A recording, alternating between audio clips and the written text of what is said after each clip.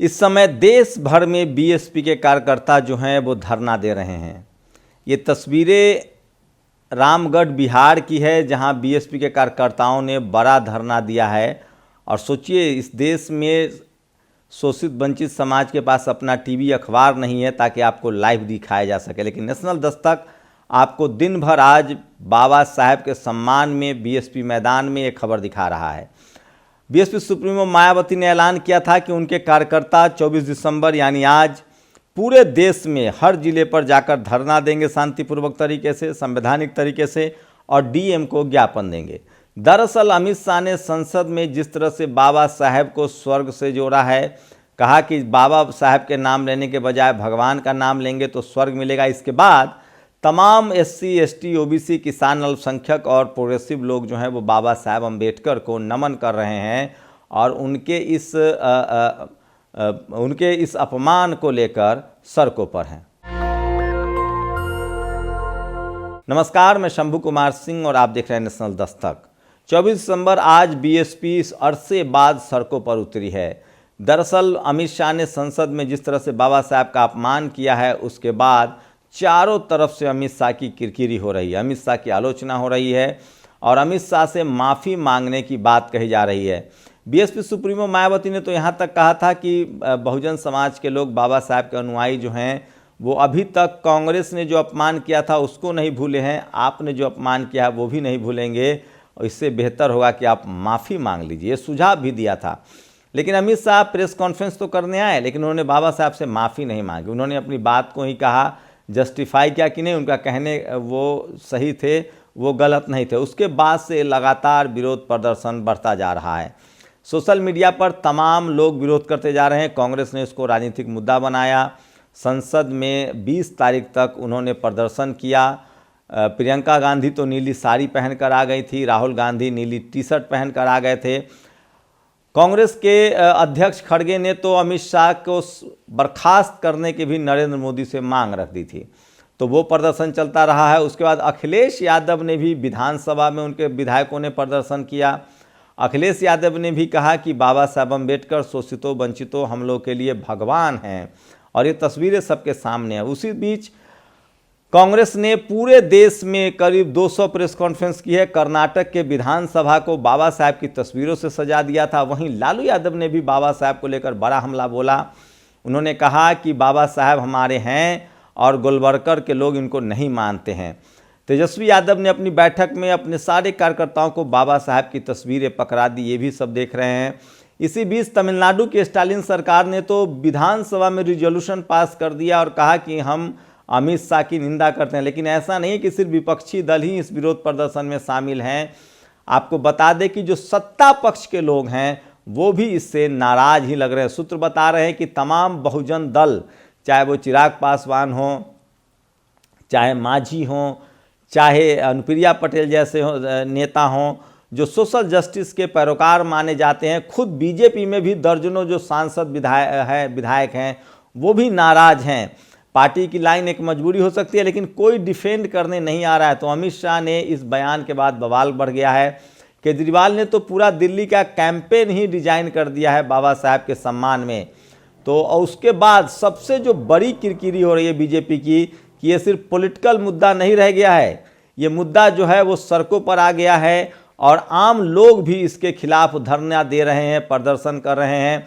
Civil society इसको लेकर जो है धरना दे रही है। नेहा सिंह राठौड़ जो मशहूर गायिका हैं भोजपुरी की, उन्होंने कई वीडियो डाले और कहा है कि बाबा साहब सिर्फ शोषितों वंचितों की नहीं, महिलाओं के भी मुक्तिदाता हैं और वो भगवान से कम तो नहीं हैं। तो तमाम जो धर्म प्रिय लोग हैं वो भी बाबा साहब के योगदान को नकार नहीं रहे हैं, और इसलिए ये बड़ा आंदोलन है। और आज बीएसपी सुप्रीमो मायावती, जो कि सबसे ज़्यादा बाबा साहब अम्बेडकर के अनुयायी वाली पार्टी है, क्योंकि बीएसपी का जो संविधान है, मैनिफेस्टो जो है वही बीएसपी का जो मैनिफेस्टो है वो संविधान है। और बीजेपी के बी टीम का आरोप लगातार विपक्षी दल लगाते रहे थे, लेकिन इस विरोध प्रदर्शन के बाद उनके मुंह पर भी ताला लग जाएगा, क्योंकि बीएसपी एकमात्र ऐसी पार्टी है जिसका मैनिफेस्टो भारत का संविधान है। बाबा साहब की तस्वीर उनके बैनर पर होता है। और बाबा साहब के परिनिर्वाण के बाद अगर बाबा साहब को घर घर पहुंचाने के लिए सबसे बड़ा आंदोलन चलाया है तो वो बीएसपी के संस्थापक मान्यवर कांशीराम साहब और बीएसपी सुप्रीमो मायावती जी ने मुख्यमंत्री बनने पर जिस तरह से लखनऊ और नोएडा में बाबा साहब के सम्मान में अंबेडकर पार्क बनवाए हैं, कॉलेज यूनिवर्सिटी जिलों का नाम रखा है, उससे बीएसपी का क्लेम जो है बाबा साहब पर सबसे ज़्यादा होता है। तो आप मान लीजिए कि ये बड़ा प्रदर्शन है। इसी बीच 28 दिसंबर को भी बड़ा प्रदर्शन होगा पूरे देश में। तो फिलहाल अमित शाह इस मुद्दे पर घिरते जा रहे हैं और आप वानगी देखिए, तस्वीरें देखिए। मेरठ में, रामगढ़ में बिहार के बीएसपी के कार्यकर्ताओं ने पहले भी प्रदर्शन किया था और आज पूरे देश में हर जिले में जो बीएसपी के कार्यकर्ता हैं वो बड़ा आंदोलन कर रहे हैं। चंद्रशेखर आज़ाद ने भी इसको लेकर कई बार बड़े बयान दिए हैं। तो बीजेपी बाबा साहब के अपमान के मामले पर घिर गई है। उनके पार्टी के अंदर भी लोग नाराज़ हैं। जो बहुजन समाज से जो लोग हैं, जो शोषित वंचित समाज के मंत्री हैं या विधायक एमएलए एमपी हैं, वो भी अमित शाह के बयान से इत्तेफाक नहीं रख रहे हैं। तो बीजेपी के लिए नई मुसीबत है। वही इसी बीच बताया जा रहा है कि नीतीश कुमार भी इस बयान से काफ़ी आहत हैं, नाराज़ हैं। मैं फिर कह रहा हूँ, मुस्लिम समाज के लोग पहले ही बीजेपी से खफा हैं। अब एससी समाज के लोग इस बयान के बाद खफा हो रहे हैं। ओबीसी की भी बहुसंख्यक आबादी जो है वो बाबा साहब के अनुयायी है और वो भी इस बात से बहुत नाराज़ हैं।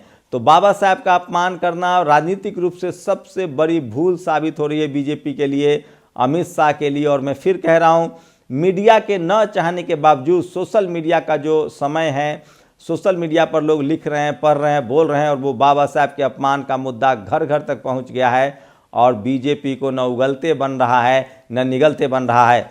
आज 24 दिसंबर है और हर जिले में, हर गांव में, हर शहर में बड़ा प्रदर्शन हो रहा है। टीवी अखबार आपको भले न दिखाए लेकिन सोशल मीडिया पर ये प्रदर्शन जो है वो दिख रहा है। नेशनल दस्तक पर लगातार आप दिख सकते हैं, बाबा साहब का अपमान करके अमित शाह ने सबसे बड़ा पॉलिटिकल डैमेज कर लिया है। और सोचिए, अभी जो सरकार चल रही है, न तो ये बीजेपी की सरकार है 2014 की तरह, न 2019 की तरह ये नरेंद्र मोदी की सरकार है, ये एनडीए सरकार है। और ये सरकार चंद्रबाबू नायडू, नीतीश कुमार और चिराग पासवान पर टिकी हुई है। और इससे पहले कई नेताओं ने चिराग पासवान, चंद्रबाबू नायडू और नीतीश कुमार को कटघरे में खड़ा किया है कि आप बाबा साहब के अपमान होने के बावजूद भी इस सरकार के साथ कैसे बने रह सकते हैं। तो 20 से 25% एससी समाज और ट्राइबल समाज और इस देश में पिछड़ों की आबादी 50% है। मिला जुला कर 90% लोग जो हैं वो बाबा साहब से सहमति रखते हैं और उनकी अनदेखी करके आप राजनीति भी नहीं कर सकते हैं। तो बाबा साहब का अपमान का मुद्दा जो है वो घर घर तक पहुंच गया है और बीजेपी सबसे बड़े पॉलिटिकल डैमेज के तरफ बढ़ रही है। देखते हैं इसको वो कैसे कंट्रोल करते हैं। फिलहाल तो बीएसपी समेत सिविल सोसाइटी तमाम लोग का प्रदर्शन जारी है। आज बीएसपी का देश भर में देशव्यापी धरना है। 28 दिसंबर को भी देशव्यापी धरना होगा और तमाम पॉलिटिकल विपक्ष के साथ साथ सत्ता पक्ष में जो लोग हैं वहाँ भी सुगबुगाहट है कि जिस तरह से बाबा साहब का अपमान हुआ है, कोई भी दल 20 से 25% वोटों को नुकसान का अपना जो ठिकरा अपने सर पर नहीं फोड़ सकती है। तो अमित शाह संसद में इस तरह के बयान देकर पहली बार फंसते हुए दिख रहे हैं। आपकी क्या प्रतिक्रिया है? क्या बीजेपी इस डैमेज कंट्रोल से निकल जाएगी? मैं फिर बता रहा हूं, इस देश में सबसे ज़्यादा पढ़े लिखे लोग जो हैं वो बाबा साहब के अनुयायी हैं और बाबा साहब के जो अनुयायी होते हैं, जो पढ़े लिखे लोग हैं, और धीरे धीरे बाबा साहब घर घर तक पहुंच गए और बाबा साहब के अनुयायी अब लिख पढ़ रहे हैं, बोल रहे हैं। संवैधानिक अधिकारों से सचेत लोग जो हैं इस मामले में तेज़ी से लिख पढ़ रहे हैं और यही बीजेपी के लिए खतरे की घंटी है। तो आज दिन भर बाबा साहब के पक्ष में, बाबा साहब के सम्मान के लिए जो धरना प्रदर्शन चल रहा है, नेशनल दस्तक आपको दिखाता रहेगा। और ये आज की बड़ी खबर है कि बीएसपी बाबा साहब के सम्मान के लिए मैदान में है और देश भर में विज्ञापन दे रही है। इसी बीच पूरा विपक्ष जो है वो अपने तरीके से प्रदर्शन कर रहा है।